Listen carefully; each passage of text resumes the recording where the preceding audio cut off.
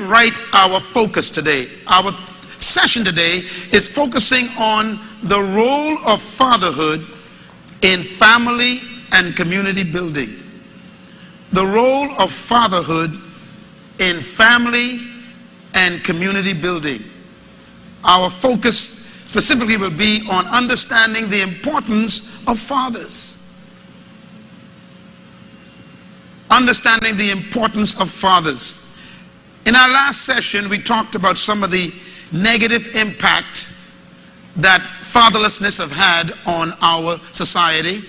We gave you some statistics that were very sad, that were scientifically accumulated to show that the #1 problem in the world today with regards to social ills is fatherlessness. That's the result of research done by behavioral scientists. Well, I want to focus today on part 2 on why fathers are so important. Let me begin with a statement to pick up where we left off. We began with God's command to build a nation to Moses. Remember that the statement you were reading was not given to a religion. It was given to the deliverer who was building a new nation. So this statement is a political statement for policy. The 10 Commandments were not given to Moses to build a religion. The 10 Commandments were given to Moses to build a country. God told Moses, I have brought you out of Egypt to make you a nation, and you will be unto me a royal priesthood and a holy nation. And then God gave Moses these laws. One of the laws we're focusing on is the one we don't think about as national policy. He said one of the most important things the country should do to build a strong country is honor your father and your mother. Honor your father and your mother. This is a national policy. Now, why would God command us first to honor our father and then honor our mothers as a national issue? Because God ties the role of fatherhood and motherhood to social survival, to community development.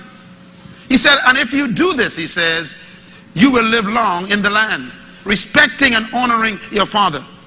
Paul the apostle, over 4,000 years later, repeated these statements in his book to a country, to a little province called Ephesus. Remember, Paul was building the church as well.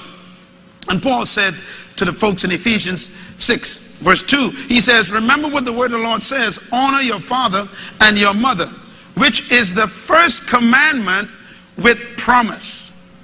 In other words, all the other commands God gave, he never gave a promise with it. But the first one he gave that he has a promise with it is father and mother. Now notice, he says that if you honor your father and mother, you will what? You will live long. Does that mean then that whenever there is death in a community, crime, murder, homicide, drug abuse, self-imposed death, that's because there is dishonor for the father and the mother?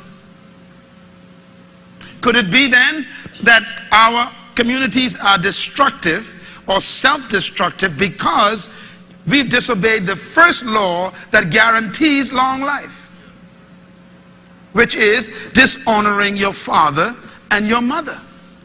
Could it be then that God is actually connecting crime to dishonoring fathers and mothers, or fathers and mothers not being worthy of honor?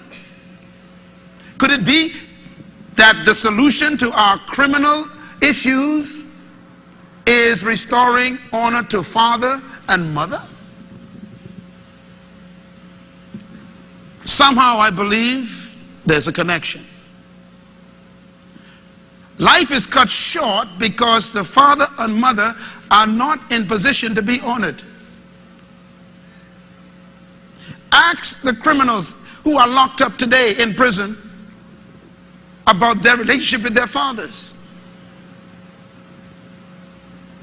92% of the prisoners that were questioned about their fathers had a negative response. Some of them are so angry at their fathers that that's how they tried to get back at him, by getting involved in anti-social behavior. Could it be then that fathers can actually save the country?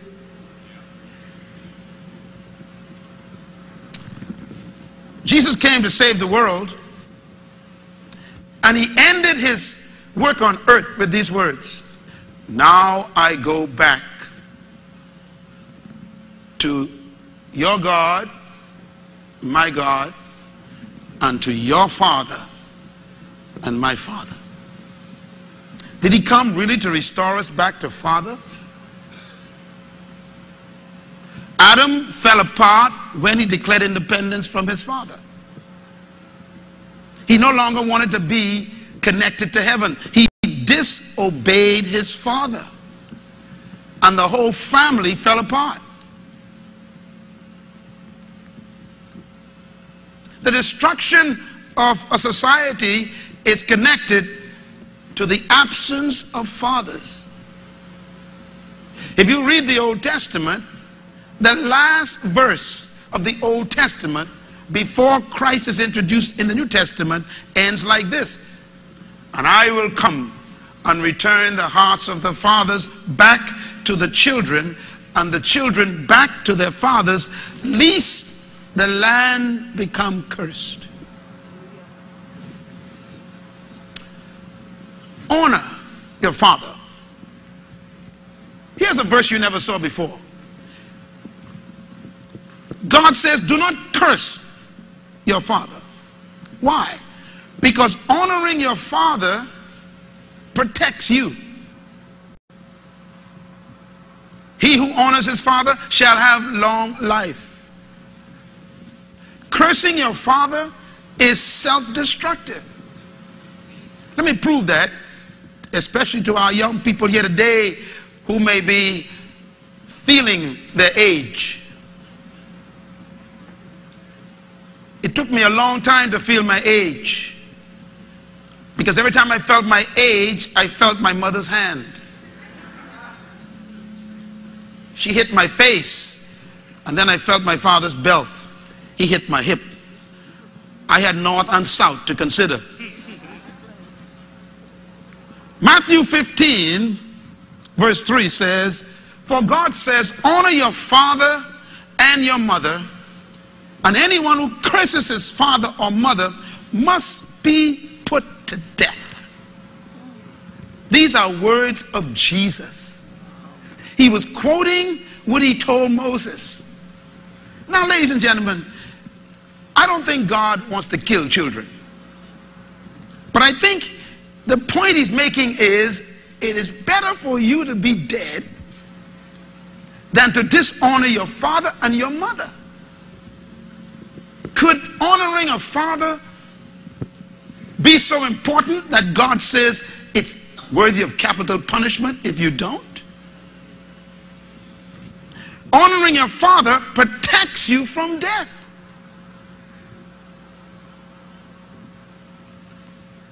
Here's another statement, Proverbs 20 verse 20. Write it down. It says, if a man curses his father or his mother, his lamp will be snuffed out in pitch darkness. Let me just say it another way. I don't think that God's talking here about physical killing, even though that may have been the intent. He's also talking about you will lose what you was intended to have in life if you disobey your parents. You will negate all the hope God had for you. You will destroy your future if you disconnect honoring your father and mother. Maybe that's why out of the 11 children God has given my parents, all of us came out well. Everybody came out well. No one never got in problem and go to prison and got in problem with the law, had to go to court. Imagine 2 parents with 11 children. And the only thing they made us do was honor them. And when we didn't, they made sure we were encouraged to do so. And could it be that that's why we're still alive today? Big family, loving each other still. When we get together, we were together a few days ago with my father on Father's Day, all of us in the house together, all the kids together, and we were talking about family again. Do you remember? Do you remember? We kept remembering how mom and dad used to correct us and punish us. And we were thanking daddy at 85 years old for what he did. He kept us out of jail just by obedience to him. My mother used to say, if I smell beer on you, just beer, click. She said, if I smell it on you, I brought you into this world and I will take you out, she says. There'll be late abortion. She said, if I smell cigarettes anywhere in this house, find somewhere to live, she says. Now these sound harsh, but today my lungs are pure. Glory, hallelujah. My liver has no toxic alcohol. Why? We obeyed them. The death of Michael Jackson. Yes, I'm going to go there. A man who at 50 years old still wanted to be a child again. Because his father didn't allow him to be a child. One of the saddest things I heard on the media shows this week was a commentator by one of his best friends. They said he was an old man in a child's body. That's it. That explains everything. Mr. Gordy, the founder of Motown, said when he first met this group, he says, this little boy at 6 years old was singing like an old man. And then they asked Michael, how was it growing up in Motown? His answer shocked me. He said, my friends were Stevie Wonder and Smokey Robinson and Aretha Franklin and Diana Ross. Wait a minute, you're 5 and they 35. He never even had friends his age. He never had a playground. He said on his way to the studio, he would look through the fence and see the kids playing, and he would begin to cry because he had to go to work at age 5. And he watched them play and he cried. No wonder why he built a playground in his backyard for $19 million just to play with children. The effects of a father.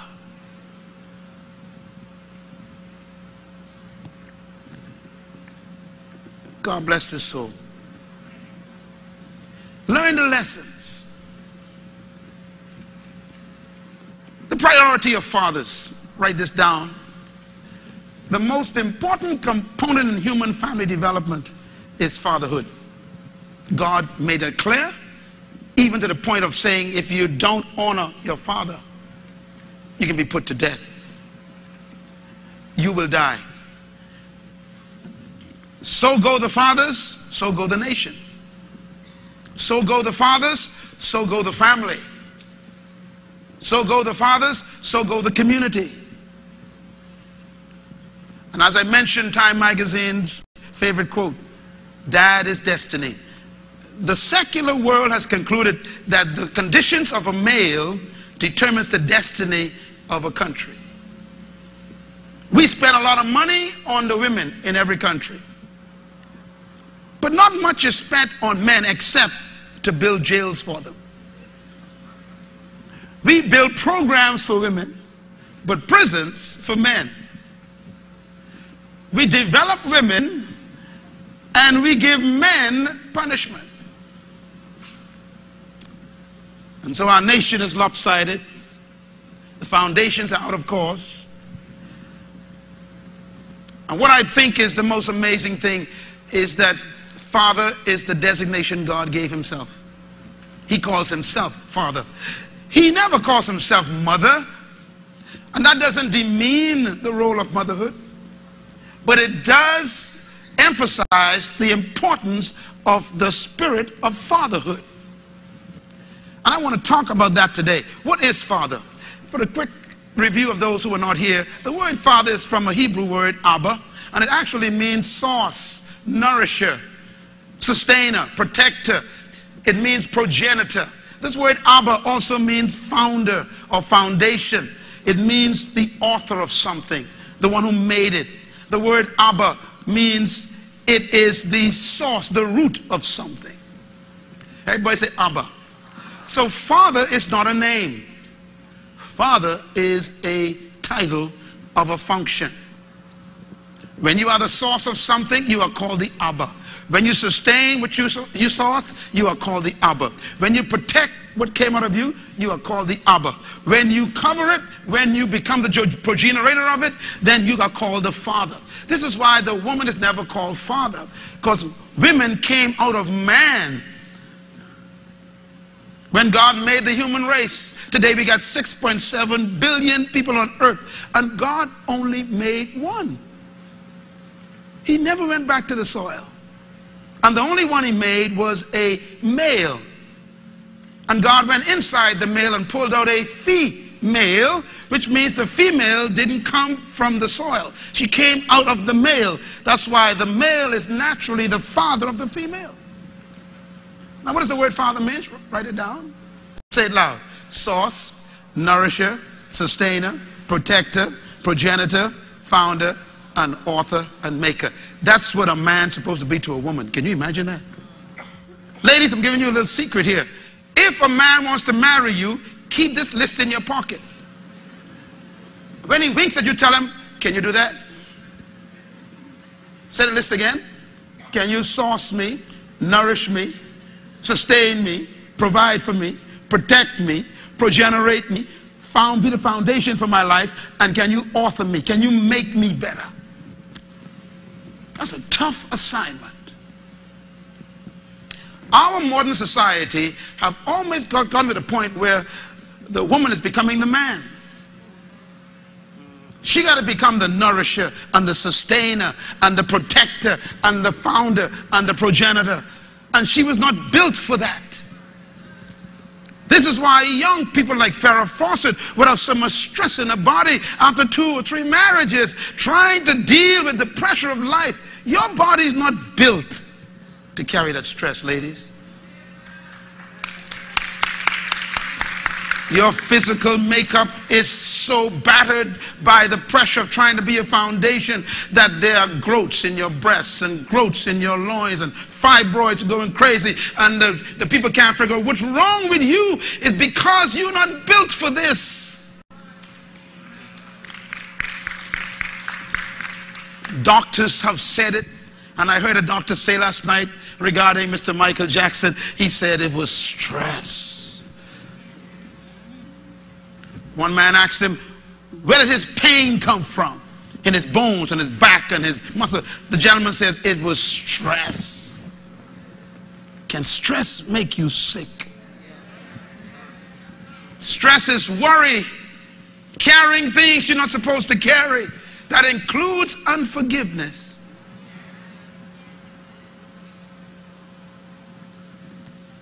God made the male to be the carrier.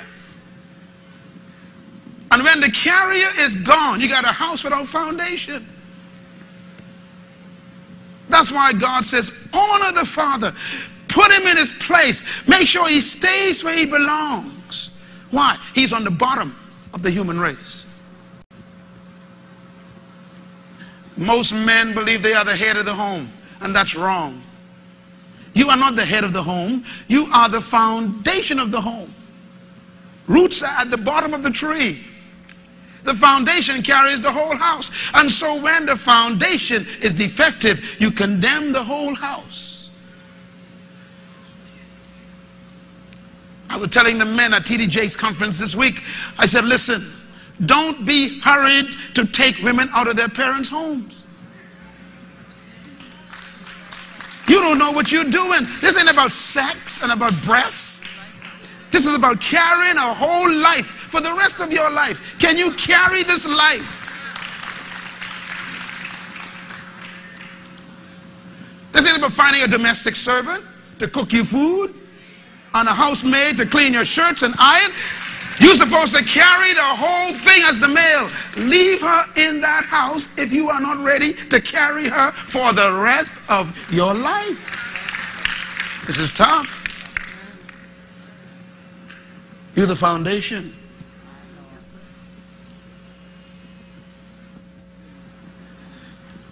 Make a note here. The Father is the foundation. The Father is the root. Abba. The Father is the source. The Father, the word means genetic pool, progenitor. That means the Father provides the kind of genetics that the offspring will have, which means that the offspring is no better off than the source. So you produce after your kind, and if you don't like what you see, it's because of you, if you are the progenitor. Very important. I want to talk in this session about, therefore, the model father. What's the model true father? I want you to write this down, because we're going to take a look at the greatest father that ever lived and what his son says about him. His son reveals what a father should think about a father, about a son, and a son about a father. What I'm going to show you now is what a son said about his father, so that you can see what a father's supposed to be to a son. Everybody still with me? Let me try it again. What I'm going to show you now is the perfect father, the ultimate father. And I'm going to show you what his son says about him, so you can know what a father's supposed to be to a son. Because the son is also the perfect son. Also, I want to show you that this son tells us about his father, but he also tells us that all the fathers should be like his father. Let's read it. Matthew 5, verse 47, 48. Jesus said, "Be perfect, therefore, just like your Father is perfect." In other words, my Father is the model. Follow him. Do what he does. Say what he says. Live like he lives. And then you'll be a perfect father. Let's read the first thing he says about his father. This is deep stuff for me. Matthew 11, 27. Jesus speaking. He says, "All things have been committed to me by my Father. No one knows the Son except the Father. And no one knows the Father except the Son, and those to whom the Son chooses to reveal him." Now this is loaded. Look at the first line. He says, "All things have been given to me by my Father." Let me ask you, you got how many sons? Four sons. This young man got 4 sons. And what this is telling us here is that you should accumulate something to give to your sons. I can stop right there and go home. If you are a father, you have to prove it by having something to pass on to your children.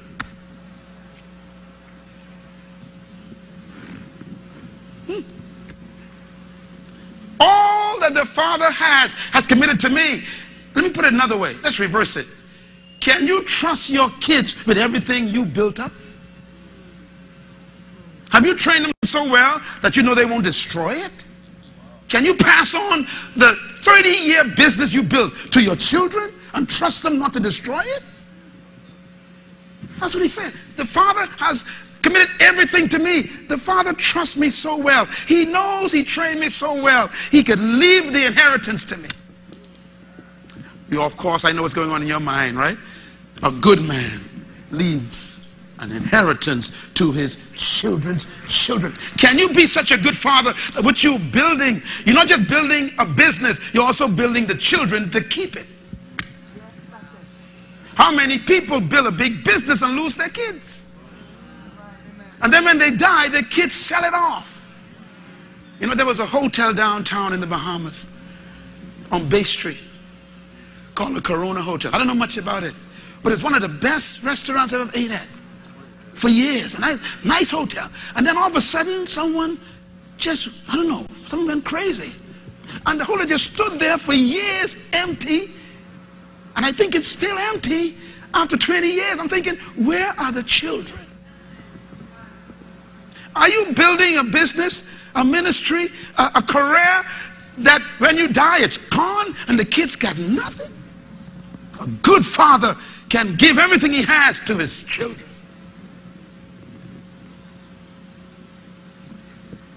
Some men win their career and lose their family. When I was a kid, I made a decision that I'm going to have something to give my kids. When I think of some of the men in our country who have done very well, you know, most of them are from the other side of the track. Solomon and Sons, Pritchett and Sons, Milo Butler and Sons. So have you got you yet and sons? Will your sons have something to inherit? Now, I know we got single mothers here and you're wondering, Pastor Myles, what about me? I can get to you later. But you see, we got to deal with the men. The men got to get their head on right. You have to have something to give over to your children. That's the perfect father. And then he says, no one knows the son except the father. How well do you know your son or your daughter? How well do you know your children, father? Now, notice, it says no one knows the son like the father. This is important. You can't know your kids if you don't spend time with them. The average father doesn't have conversations with his daughter. And it's even worse with the sons. The average father never talks to his son except, pull up your pants, boy. Touch your hair. That's not conversation. You can't know me by keep commanding me.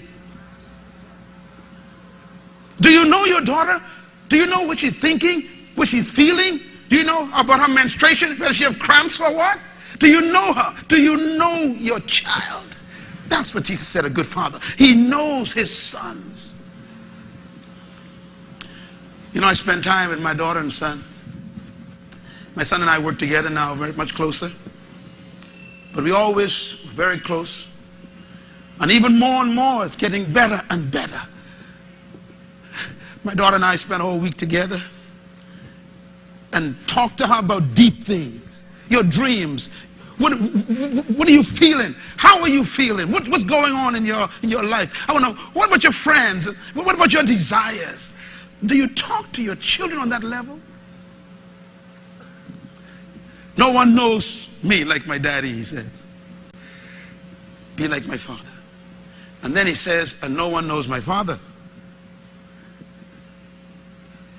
except me. Boy, it's a tough one, eh? How well do your kids know you?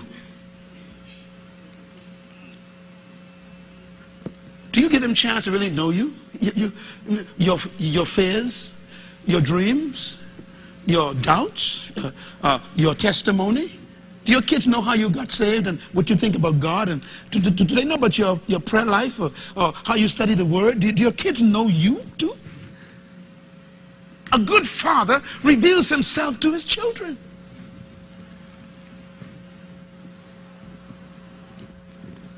Oh, you're so quiet. See, he said, if you would be perfect, be like my daddy. There are young people in this room, and I know I see them on the stage today, and some of them know nothing about their daddy. Never talks to them. And when he calls, it's this surface communication. How you doing? How's school? That's good. You got money? Okay. You got lunch? Good. Okay, see you later. That's not conversation, that's maintenance. They don't need maintenance, they need meditation. They need deep conversation. They need someone to give their heart to.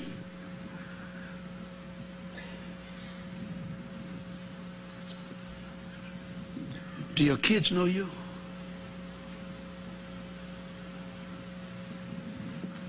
The last part is heavy. He says, I can reveal my Father to people. I wonder what your kids tell other people about you. That's the question. I wonder what they say. He said kids reveal their fathers to other people. I don't ever see my daddy. Yeah, he comes in, but he comes in, he leaves in the morning, comes in the night while I'm sleeping. I never saw him. For 20 years of my life, my daddy been working. I never saw him. Right after lunch, on Sundays, he goes straight to the ball game. Doesn't take me. He's revealing you to people. What does your daughter say to people about you as a father? My daddy, child, he got his own life. I don't know where he is. Someone tell me they saw him with a woman. I don't know. In other words, what do they say about you?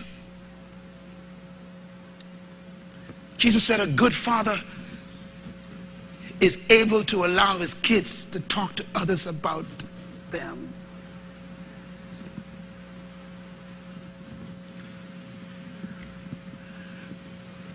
You know what's amazing? Even some of the wives don't know their fathers. I'm talking about their husbands. Husbands talk maintenance, talk to their wives.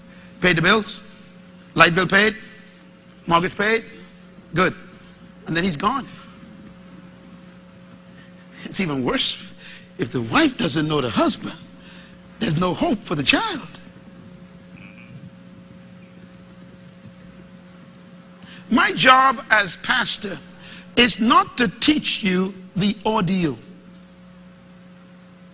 My job is to teach you the ideal. Whatever condition you experience now, I am not supposed to reduce God's standard to your conditions. Please forgive me if you're feeling funny this morning. I have to teach the ideal. We got to get men to come up to God's standard, not bring God's standard down to man's problems. And if you are a man here today, I hope that this message will cause you to act quickly and say, honey, you're 14 years old, but let's go for lunch. Why? God spoke to me today. I need to talk to you. I need you to talk to me. Your son is 28 years old, they still don't know you. Call him and say, son, forgive me. I have not been a perfect father, but I'm going to make up because you got another 80 years to live. Let me at least try and get 5 more in and do it right so you can do good with your son. Make up. The daughters in here are starving for their fathers.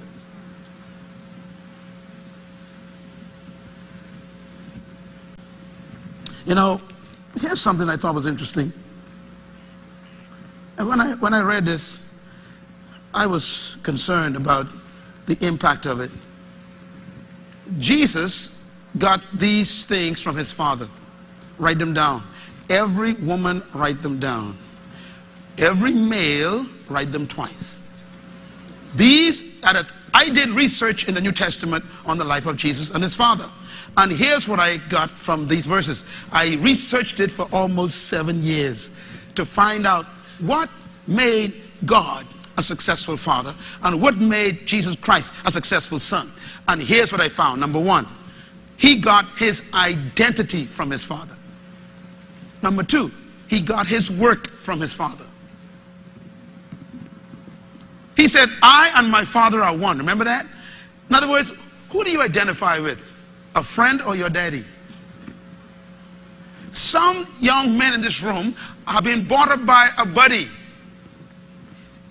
They identify more with their friends than they do with their own father. And they become like their buddies instead of like their father.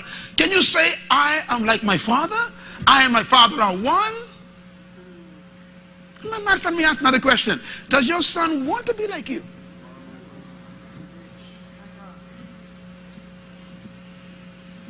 Does your daughter feel good to say, that's my daddy? Or are they ashamed of you? Do they identify you as their father? Or they just call you that old man? My old man. The second one, his work. Christ says, I came to do the work that my Father does. He says, for my Father is working, and so I work. I work the work of my Father. Where does your children get their work ethic from? And also, can you also inspire them to work? Do they see you as a worker? Can you provide work for them to do? I mentioned to you last time that one of the greatest mysteries I believe we're missing is having our children work in the family business. While you're working on a job, I want you to do something. I want you to work on a business while you're working so you can build a business for your sons. Because whenever your kids are working for someone else, they are making that other person wealthy. Yes, go back to work. Don't get me wrong. Don't quit job tomorrow. But go back to work. But when the Bible says work in the morning, plant your seeds. But in the evening, let not your hands be idle, because you know not which one will prosper you. That means you go to the job in the morning, but make sure you do something in the evening that your kids could inherit.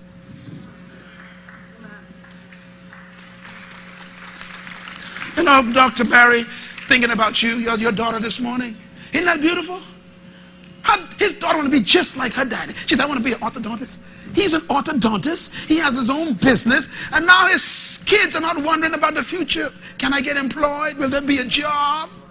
He's provided work. She's going to do the work that her father works. She's going to work her father's work. But we're not being taught to think this way. Eh? We've been taught, get a job, settle down, pay a mortgage till you die. The reason why I'm teaching this is not to bring you guilt, but to change the future for your life and your children. My job is to make you just like God. Build something that your kids could inherit. He got his work from his father. The third thing he got from his father was his purpose. He says, I came to complete the work my Father sent me to do. Do you give your children purpose in life? Son, I'm sending you off to school because I got a plan. I want you to go and complete this degree because, you know, we got to do this thing the next 40 years and you're going to take it over. That's giving your sons purpose.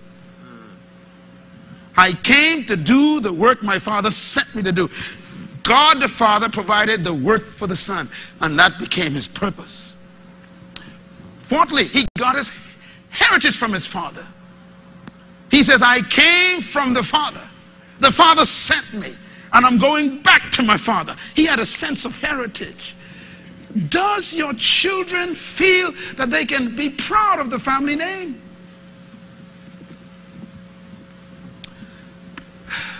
There are people who don't want you to know who their father is. They're ashamed of the name. I've known some people who actually use their maiden names. Or they changed their names because the father messed up. Ladies and gentlemen, again, and I feel this today, my job is to teach you the truth, not to appease what you are experiencing. If we're going to heal our country, we need to bring men back to the standard of God.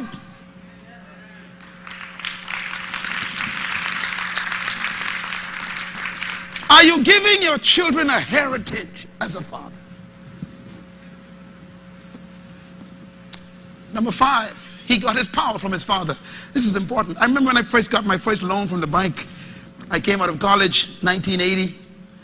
Had no money, started working for the government, got my first paycheck, walked into the bank, you know, sis, and I said, I got to buy a piece of property, you know, because I'm thinking about my own family now. I got to build my own heritage. And here I am, 1980, young guy, walking to the bank, and the girl at the bank says, I read your application, but you don't qualify. She said, how long you been working? I said, can't you see? That's a dumb question. I just got from college. By the way, you bankers need to check those folks who interview people. Dumbest questions I ever seen. And then she said, well, we can't give you a loan because you have no history with that bank. I said, lady, I just got home from college. What do you expect? Dumbest questions I ever heard. Anybody heard them questions? Let me see your hands. Anyone have questions? Let me see. Am I the only one? You ever had them questions asked? Come on, let me see your hand. Don't be ashamed. Yeah, I see some hands there. Strangest questions. So anyhow, I got so frustrated with the young lady. I said, you know, let me talk to your manager. And she said, you don't need to talk to him. I'm the loan officer. Excuse me. Can I please see the manager? She said, but I don't know why you need to see him. He's going to say the same thing. And she picked up the phone and she called him. And he said, come in. I went in. Walked in his office. He stood up. And he smiled. He said, you Matthias' son. Watch this. My father's name is Matthias. Anyone who knows him well calls him Tias. He said, you Tias boy. I said, yes, sir. He said, have a seat. He said, what's your problem? I said, I need a loan to buy a piece of property. He said, so what's the problem?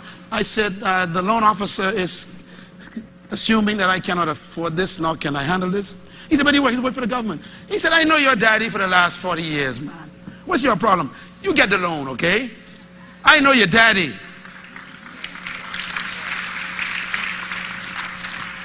The power of a father's name. Do you give your kids power? Can they use your reputation to make it through life? Or do people say, your daddy? You want him to sign for you? No way.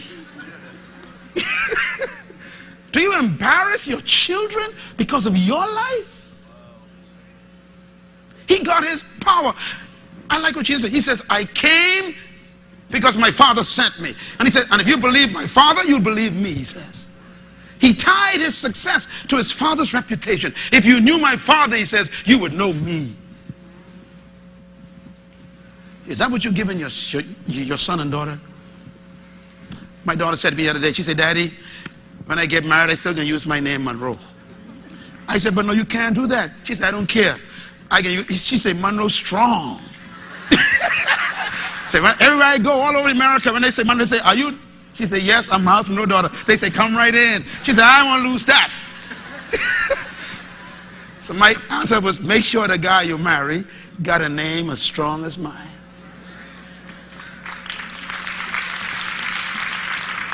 He got his power from his father. And number 6, he got his authority. He said, I came to you in my father's name. My father sent me. And if you knew who my father was, you would listen to my words, he says. Are you giving your children authority? Number 7, he got his legitimacy from his father. His father made him legal. He says, I am here because my father sent me. And because my father sent me, I know who I am. Number 8, he got his destiny from his father. He said, I came from my father and I'm going back to my father. His future was in his father. Do you give your children a destiny where they can go into the family's name and say, this name is living forever? I'm going to keep this name proud and alive. You know, my father today didn't have property to give us, didn't have land to give us, didn't have a house to give us. We didn't get tangible things from our father. But the most important thing our father gave us was his name. I walk around the country and people say, I know your daddy. And guess what? The Bible says a good son becomes a blessing to his father. My father been telling me lately some strange thing. My father says, you know, son, everywhere I go, they say, so you is Myles Munroe daddy? It's reversed now. They say, oh yeah, I know your son. Can you live in such a way that your kids can use your name to make it through life? It's a heavy load. He got his family from his father. He said, my father loves me, and I love the Father, and I do the things that please him. He said, if you don't believe me, my Father believes me. You know what? When you go into the world as a son, most of the folks don't believe you. But you okay if your daddy believes. Your family got to back you up. The Father gives you the support when the whole world abandons you.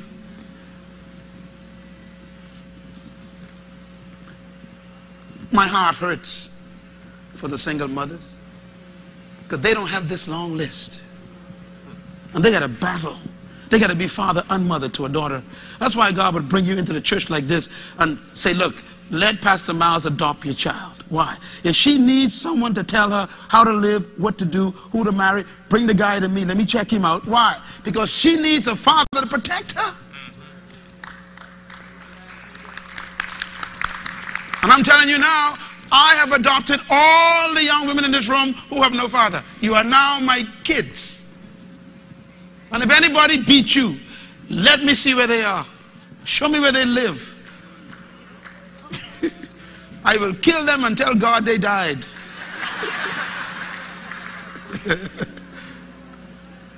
We need protection. And it comes from our Father. And finally, number 10, he got his message from his father. You know, this is important. To your children, repeat what you say. Jesus said, I only say the words my Father tells me to say. Where do you get your language from, sir?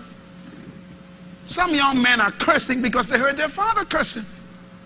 Some men talk about sex because they hear their father talking about sex. Some men talk about women because they hear their father talking about women. In other words, some men just do what their father do because that's the message they got from their father. Some men have sweethearts because their father had sweethearts.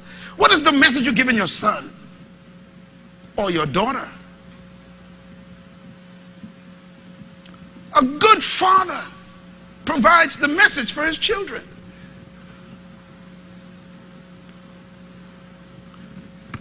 Your kids repeat what you say.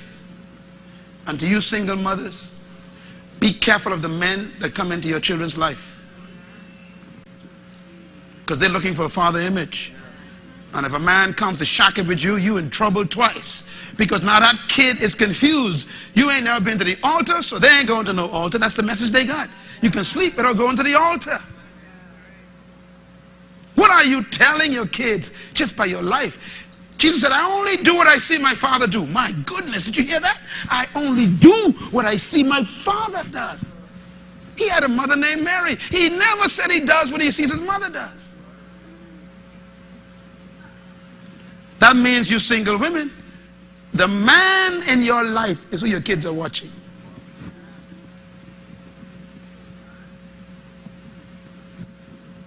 I was talking to a young man recently. He said, you know, every time I woke up, my mother had another man in the house, a different one. He said, I hate women. He says, why I'm homosexual. He wasn't born that way. He was made that way by what he saw. He saw men abusing his mother. And became angry at his mother, who allowed it. I wonder what's the message you are giving to your children.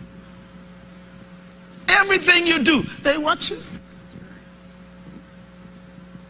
I'm going to say it again. They're not watching the woman. They're watching the man in the woman's life. Or maybe the man. So they're watching. They're getting the cues from the male.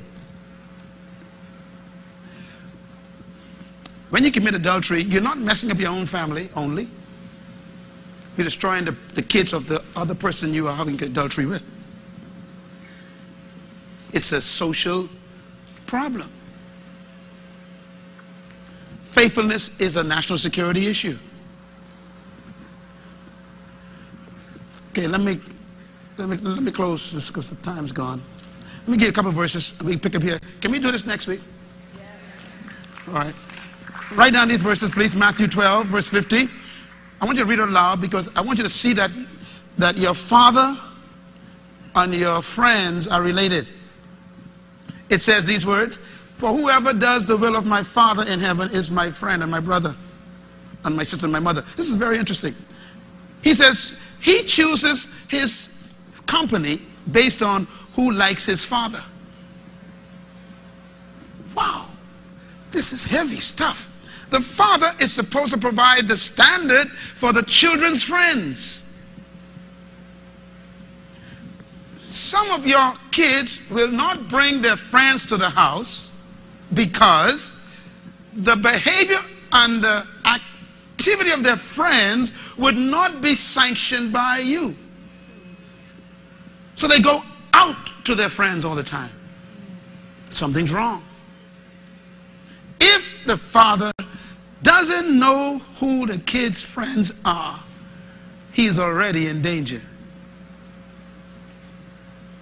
He said, whoever does the will of my father can be my friends. I call them my brother, my sister. Any young person in my family who comes to deal with my kids, if they don't believe what I believe, they don't associate with my kids, period. That's it. If they're not willing to live the kind of life I lived, I don't want them being my kids. And we tell our kids this all the time. If you cannot bring them in this house, you shouldn't go anywhere with them. We don't steal, we don't curse, we don't drink, we don't smoke, we don't dope, we don't do that stuff, we don't commit adultery. Now, what do your friends do? The father establishes the standard of relationship for the children, and that's fathering. Look at this next verse, Matthew 26. He said, do you think I cannot call on my father? And by the way, he was threatened, remember? He was threatened by Pilate. Pilate says, I could kill you. Jesus went straight to his daddy, didn't he? Do your kids feel so secure that you'll back them up? That you can tell people, you wait till my daddy comes.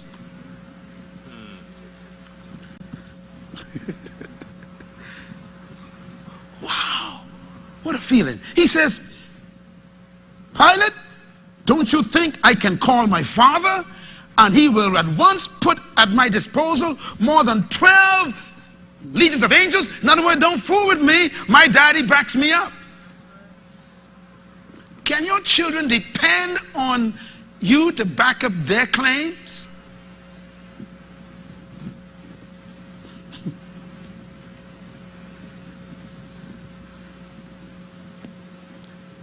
Children can go to a place, make a decision. Yes, I'll buy that. And the person says, how do you, my daddy will pay for that. And then they go back to daddy. Daddy, I told them that you can pay for that. That's what Christ is talking about. Your kid's supposed to be able to make a decision, a wise decision, knowing that the decision is based on their quality of understanding of their daddy, that their daddy would pay for it. Can your children depend on you to cover them? You mean you signed the paper for college? You accepted the acceptance letter? Why you did that? Use my daddy? Yeah, but no, use my daddy. I know you can cover this. You can find some way to pay this tuition. Can your kids do that? So much confidence in you that they know you'll find a way. Sometimes the kids can't find you.